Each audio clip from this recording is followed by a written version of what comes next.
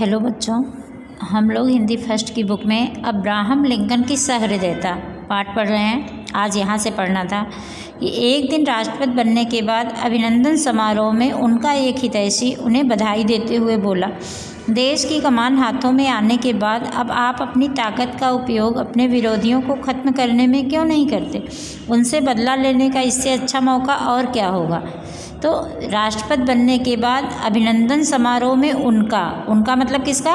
Abraham Lincoln का। कि जब वे राष्ट्रपति बने तो उनका अभिनंदन समारोह मतलब स्वागत समारोह जब हो रहा था तो एक हितैषी मतलब होता है भला चाहने वाला, शुभचिंतक, उन्हें बधाई दी। किस चीज़ की? राष्ट्रपति बनने की बधाई दी। और उसने कहा कि देश की कमान हाथों में आ जाने के बाद, मतलब देश की कमान मतलब बागडोर, देश का नेतृत्व अब आपके हाथों में है, तो अपनी ताकत का उपयोग अपने विरोधियों को ख़त्म करने में क्यों नहीं करते?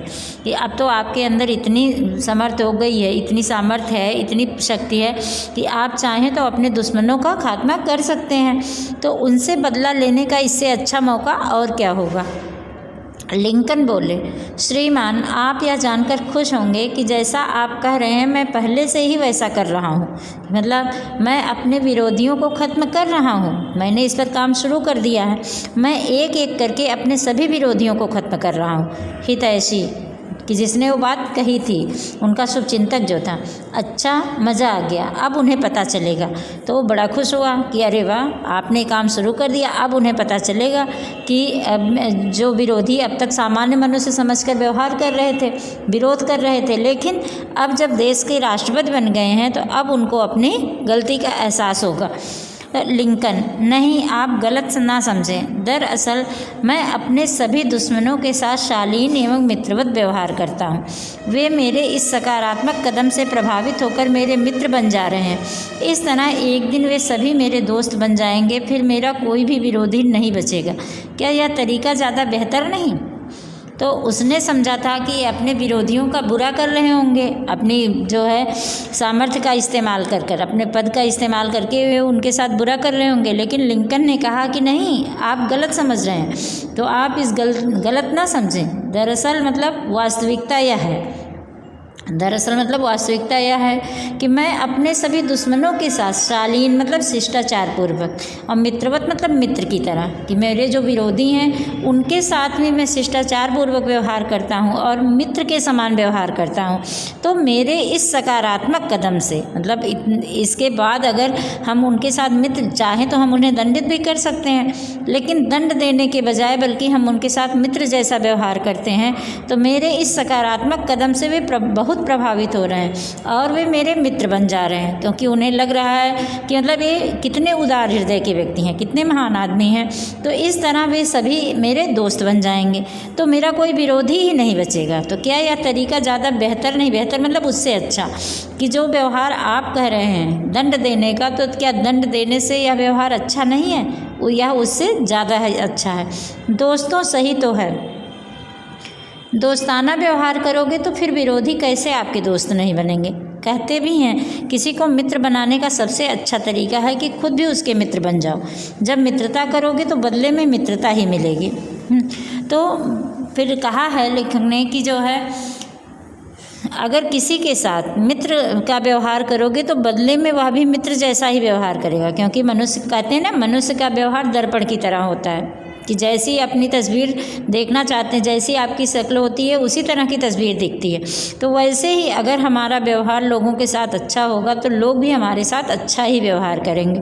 तो यही फार्मूला हम अपने जीवन में भी अपना सकते हैं। फार्मूला मतलब सूत्र।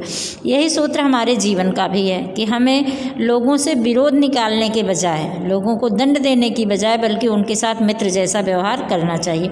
जब आप पदोन्नत होकर किसी उच्च पद पर बैठते हैं तो आपको उन लोगों के साथ जो पहले आपके विरोधी रहे हों मित्रवत व्यवहार करना चाहिए, उन्हें अपना बनाना चाहिए, क्योंकि वे अब आपकी जवाबदारी बन चुके हैं। उनसे भी काम कराना अब आपकी जिम्मेदारी है।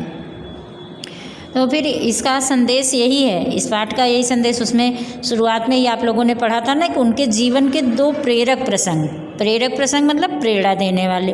एक प्रेरणा क्या थी कि जो ग्रेस ने उन्हें दाढ़ी रखने का सुझाव दिया था कि मतलब राष्ट्रपति बनने के बाद राष्ट्रपति मतलब पूरे राष्ट्र की जिम्मेदारी आपकी है, तो हर छोटा बड़ा नागरिक आपके लिए बराबर है, तो उनकी बातों का सम्मान करना। दूसरा प्रसंग यही था कि कभी भी अपने विरोधियों के साथ भी बुरा व्यवहार नहीं करना चाहिए। जहाँ तक हो सके कि मित्रवत व्यवहार से अगर कोई काम सकारात्मक रूप से चल रहा है तो उसके लिए नकारात्मक व्यवस्था नहीं अपनानी चाहिए। पदोन्नत मतलब पद की उन्नति पाकर, अगर आप पद की उन्नति पाकर किसी ऊंचे पद पर बैठते हैं तो आपको अपने विरोधियों के साथ भी मित्रवत व्यवहार करना चाहिए, अपना बनाना चाहिए, क्योंकि वे आपकी जवाबदारी बन चुके हैं। मतलब कि वह तो जहाँ था वहीं है, तो उसकी मानसिकता भी वैसी रहेगी। लेकिन आपको इतने लोगों ने चुना है, इतने ऊंचे पद पर बिठाया है, तो इतने लोगों की जिम्मेदारी है, इनकी जवाबदारी है, तो इसलिए अब आपकी जिम्मेदारी है कि उनसे अपना काम निकलवाइए, काम कराइए और उनको सुधारिए, ना कि बल्कि उन्हें दंडित करके उनके मन में और प्रतिशोध की भावना भरिए। तो अब्राहम लिंकन का जीवन हमें इस सारी चीज़ों की प्रेरणा देता है कि हर छोटा बड़ा आदमी बराबर होता है, हमें सबका सम्मान करना चाहिए, कोई जो ऊंच नीच नहीं होता है, ना तो ऐसा है कि किसी की बात का समर्थन करना और किसी का विरोध करना, हमें किसी के साथ पक्षपात नहीं करना चाहिए और सबके साथ सबके बातों का समर्थन करना चाहिए और हर छोटी बड़ी बातों का सम्मान करना चाहिए।